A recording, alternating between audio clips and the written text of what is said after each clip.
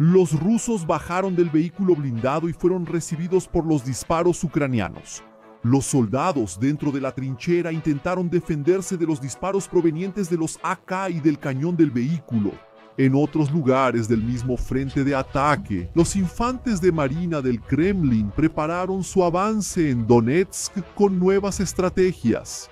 Usaron las clásicas columnas de blindados, pero también contaban con el apoyo de los francotiradores, cazando a los ucranianos en las trincheras. Además, los escuadrones de la muerte se volvieron cada vez más frecuentes. Eran rápidos, pero también susceptibles a ataques de drones y golpes violentos de las defensas ucranianas.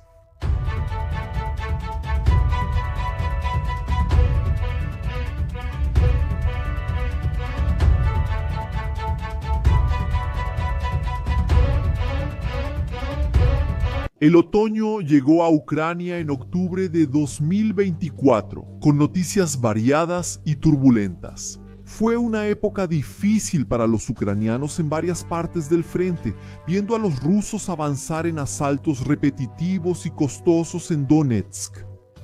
Incluso con la invasión en Kursk, que duró más de 2 meses, y el éxito ruso en Yarkov habiendo sido detenido, la situación no era fácil en el conflicto. Y uno de los puntos clave de este combate era Vuhledar, la fortaleza en la cual la 72ª Brigada Americanizada mantenía la defensa desde hacía tanto tiempo. Sin embargo, esos soldados no presenciaron el inicio de los combates. En 2022, la 72 fue una de las pocas formaciones que defendían la capital ucraniana. La brigada desafió a los soldados del Kremlin que bajaban desde Bielorrusia y de las regiones rusas. Sus Javelin volaron contra tanques enemigos, ayudando a combatir las grandes columnas. Incluso estuvieron en la famosa batalla del aeropuerto de Rostomel. Recién en agosto de ese año llegaron a Pavlivka, al sur de Volodymyr, pero la batalla ya estaba ocurriendo allí antes. Al inicio del conflicto, las Fuerzas Armadas rusas y sus aliados de la República Popular de Donetsk tomaron el control de Volnovakha e iniciaron el cerco estratégico de Mariupol, uniendo sus fuerzas con las tropas presentes en el Oblast de Zaporilla. Con eso, dominaron amplias áreas del sur de Ucrania, consolidando su posición en la región. La pérdida de Volnovakha obligó a la 53ª Brigada Mecanizada de Ucrania a retirarse hacia Vuhledar. De ahí surgió la primera noticia de un ataque mortal en la ciudad. Cuando los rusos bombardearon un centro de distribución de ayuda humanitaria en Vuhledar, mataron a 4 personas e hirieron a otras 4 en abril de 2022. La 75ª Brigada de Guardias de Infantería Naval comenzó a intensificar sus ataques a la ciudad en octubre de 2022. Fueron tiempos difíciles que tuvieron la toma de Poveliivka como uno de sus hitos, a pesar de que la conquista tuvo un costo tan alto para los rusos. Después surgió el gran desastre de las columnas, incendiándose en el invierno al intentar sus asaltos directos a la ciudad. Fue una estrategia que fracasó la mayoría de las veces, todavía en los campos, con pocas posibilidades de realmente entrar en Vuhledar. La innovación de los planes solo se dio más tarde, iniciando una nueva etapa de la batalla por Vuhledar. La batalla por Nova o Mikharlivka terminó en abril de 2024, siendo parte de los avances rusos al noreste de Vuhledar, con la intención de rodear la ciudad defendida por la Brigada 72 y cortar las rutas de suministro. Konstantinivka era el siguiente objetivo. El francotirador ruso, apodado Kulber, relató sus acciones en la región. Su grupo recorría los caminos en esa dirección cuando el verano ya había comenzado en Ucrania. Los tiradores rusos usaron varios rifles para cazar, entre ellos el Orsis T-5000, un arma esencial para el grupo de Kovar, que contaba con otro tirador, Lemur, y también un observador. El Orsis T-5000 era una adición importante para los rusos en Ucrania. Había antecedentes de francotiradores usando esas armas para derribar drones que espiaban a las fuerzas del Kremlin o esperaban para caer sobre los soldados. Los calibres que alcanzaban a los enemigos eran variados, desde el 7.62 hasta el 12.7 milímetros. La vida de los tiradores incluía caminar por varias de las ruinas generadas por la guerra, escondiéndose en cada rincón y esperando que el enemigo se moviera, principalmente en sus defensas. La mira se ajustaba cuidadosamente para que el disparo fuera preciso. Uno de ellos podía derribar a un hombre fácilmente o incluso arrancarle un miembro. A veces un escuadrón ucraniano entero era cazado en una de las trincheras. La mira buscaba entre los árboles escuálidos que habían sobrevivido a los bombardeos. Un objetivo podía ser solo un punto negro en medio de la imagen blanquecina en el ojo del francotirador. Se quedaba en la mira hasta disparar contra el cuerpo y derribar a uno de los soldados al suelo.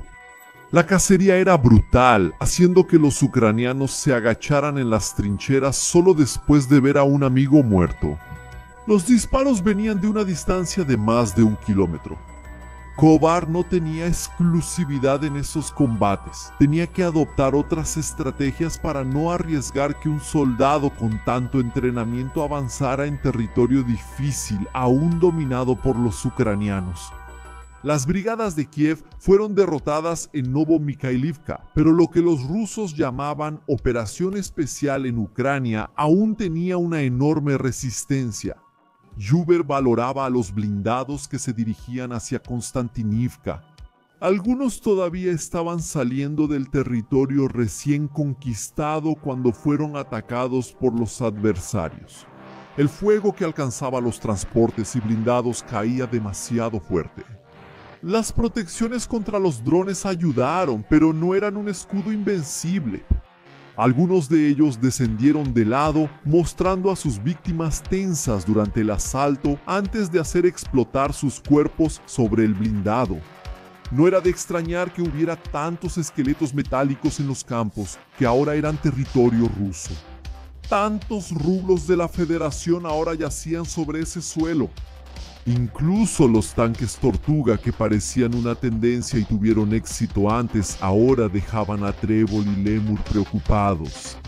Vieron cómo las minas destruyeron algunas de esas máquinas y cómo no eran inmunes a los drones a pesar de la protección improvisada. Al detenerse, recibieron la entrada de los demonios voladores. Después se convirtieron solamente en llamas en el campo. Como tantos otros, las columnas que salían de Nueva o Mikhailivka eran rápidamente desestabilizadas, principalmente por los ataques de los drones. Era un horror para los soldados estar en medio de tantas explosiones. Algunos de ellos corrieron por el campo, pero terminaron recibiendo las municiones de racimo. A veces, uno de esos hombres tenía partes del cuerpo amputadas, otros quedaban tirados y heridos, sin fuerzas para levantarse, hasta que el dron ucraniano derramaba fuego sobre él.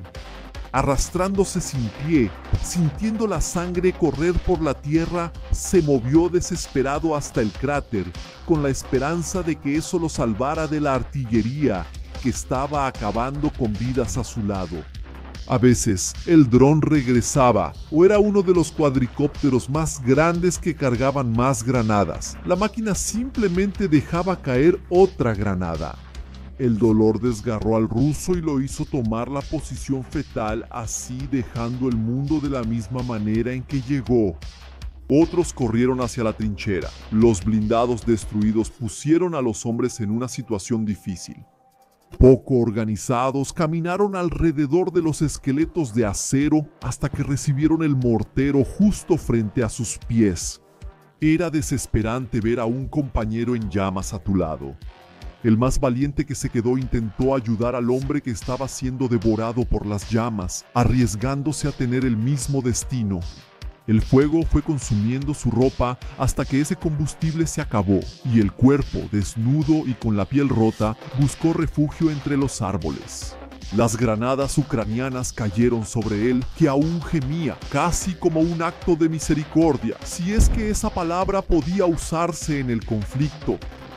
Los otros fueron a la trinchera vacía. La posición debía ser ocupada para expandir el área rusa. Los drones llegaron demasiado rápido antes de que los soldados pudieran protegerse. Al hombre caído solo le quedó presenciar el horror de la muerte que venía del cielo acercándose rápidamente. El soldado se despidió por última vez antes de que la destrucción desgarrara su piel y carne. A veces Calvert se sorprendía de cómo muchos no se daban cuenta de que la situación era difícil y de lo que significaban los avances contra el territorio enemigo. Pero cualquier territorio ganado en esa tormenta de fuego y muerte era suficiente para que él y su equipo caminaran por la hierba con sus Orsis. 5.000 buscando nuevos objetivos en las trincheras ucranianas. El trabajo era peligroso, pero los francotiradores rusos se acostaban en la maleza, ocultos bajo el verde, mientras los observadores buscaban los objetivos.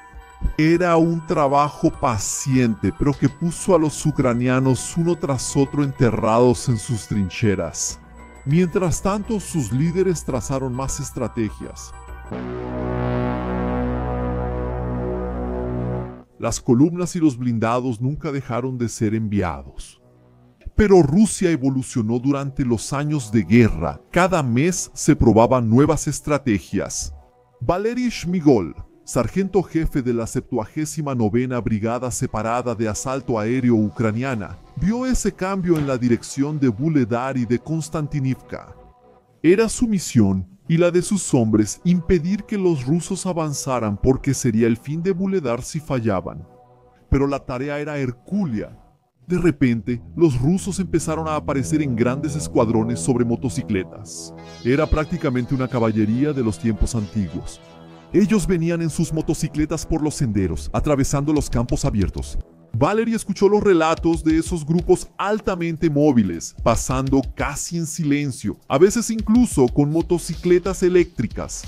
Sus soldados eran vistos raramente. Cuando eran vistos, no siempre eran detectados por los drones o la artillería. El ruido de las motos se escuchaba demasiado tarde por los hombres en las trincheras.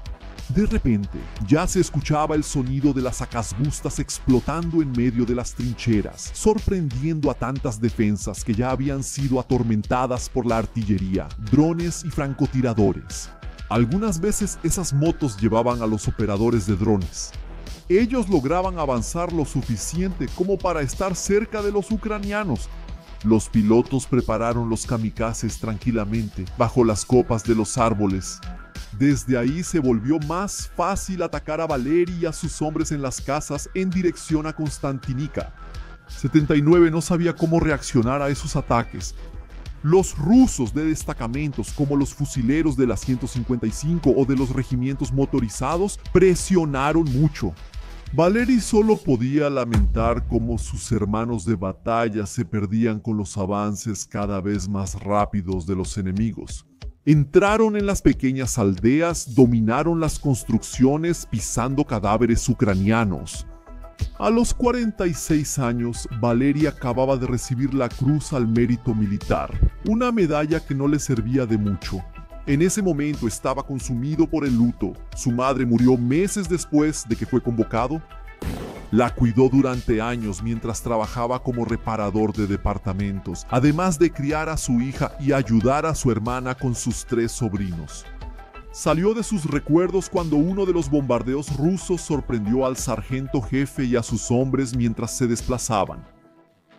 Uno de los fragmentos se incrustó en su casco. Habría perforado su cráneo con facilidad. El equipo de Valery participó en la defensa contra uno de los ataques constantes. Los osos prepararon sus motos para el inicio de las agresiones ese día. Alertado por los drones, el sargento jefe ucraniano sabía que los enemigos se acercaban. Su movimiento fue detectado mucho antes, con los blindados reuniéndose entre los escombros de Nova, Ómica y Lírica. La artillería logró destruir algunos de ellos, pero nada que pudiera detener a los rusos. Las orugas y ruedas ya estaban removiendo la tierra. Días después, llegaron blindados y muertos, desatando la furia de un ataque que unía todas las estrategias de los rusos.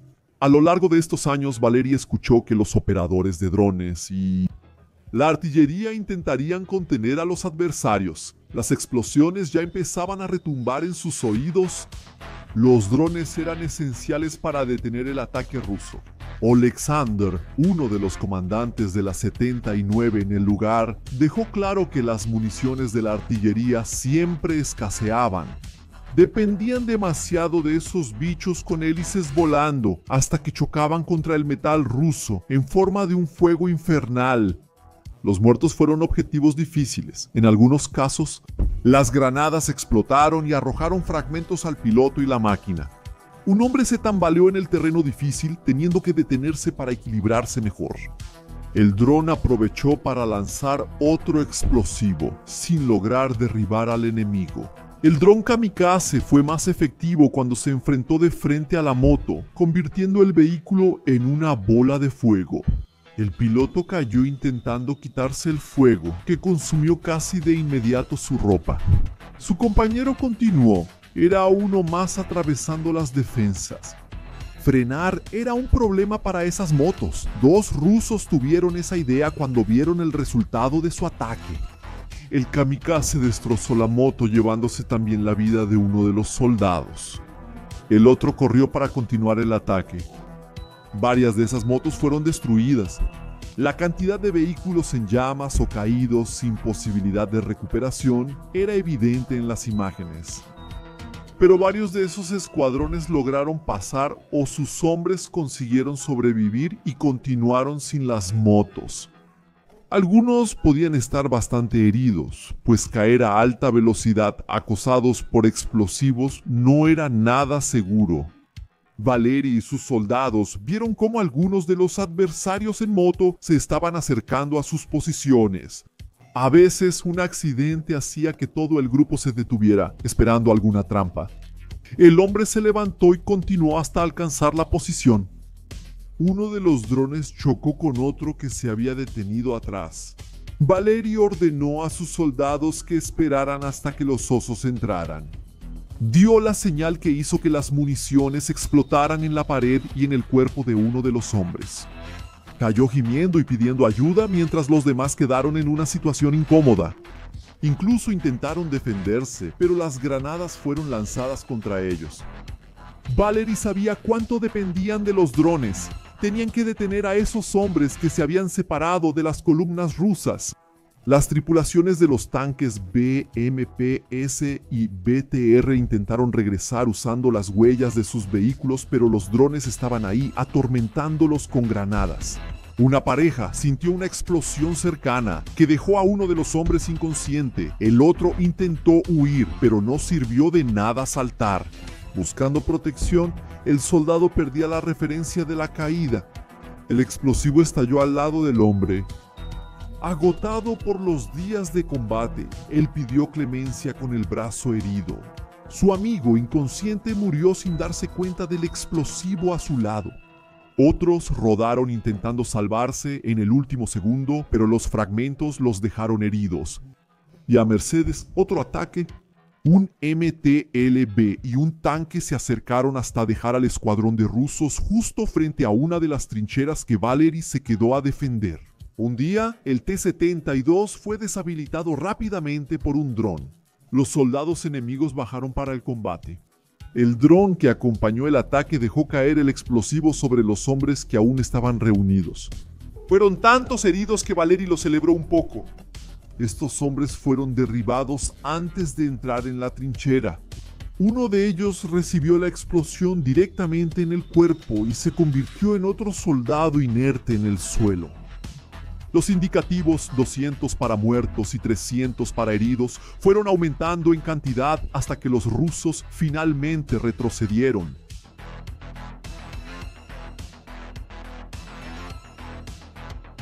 Los explosivos terminaron de inutilizar los blindados. Ese tipo de ataque dejaba los corazones de Valery y sus hombres más aliviados, pero no siempre contaban con la protección de un dron. Uno de los blindados se detuvo justo frente a la trinchera y fue recibido de inmediato por un lanzacohetes antitanque que dejó a uno de los enemigos muerto. La ametralladora del vehículo ruso intentó suprimir a los ucranianos, obligando a los hombres a esconderse en los agujeros. Pero en cuanto dejó de disparar y el blindado lanzó su cortina de humo, los AK ya estaban ahí disparando de nuevo. Pronto, 3 rusos cayeron frente a las trincheras. Los hombres de Valery lograron contener muchos de los ataques, pero los adversarios siguieron avanzando. La cantidad de ataques enviados por los fusileros de la 155 y su apoyo era demasiado grande. Los blindados pasaron varias veces por las defensas, dejando cada vez más hombres que pusieron a Azaka a disparar sobre las trincheras, que muchas veces tenían menos de media docena de soldados de la 79. Los hombres se veían obligados a agacharse, dejando que los enemigos entraran en las posiciones. Una vez dentro de ellas, los osos iban de esquina en esquina vaciando todo el contenido de los cargadores antes de girar. Los infantes de marina fueron agresivos y rápidos recorriendo los agujeros. Las posiciones ucranianas fueron cayendo. Así, los rusos fueron rodeando rápidamente Vuhledar en esos meses. Estaba funcionando, no necesitaban esos ataques que resultaron en desastre. En 2022 y 2023 era difícil, pero avanzaban. En septiembre de 2024, los rusos ya estaban dentro de Konstantinivka, cortando una de las carreteras utilizadas para abastecer Vuhledar. La situación era cada vez más desesperada para Ucrania. En esas posiciones, soldados como Valery a veces seguían con vida y se veían obligados a retroceder junto con sus hombres, llevando el peso de la supervivencia sobre sus hombros. Ver a sus hermanos de combate morir frente a él o bajo sus órdenes nunca era fácil. Había muchas familias destrozadas por esa guerra y cada vez a un ritmo más acelerado. Cada territorio conquistado venía con un costo de lágrimas que hacía imposible que cualquier corazón tuviera paz, incluso si ese conflicto terminara.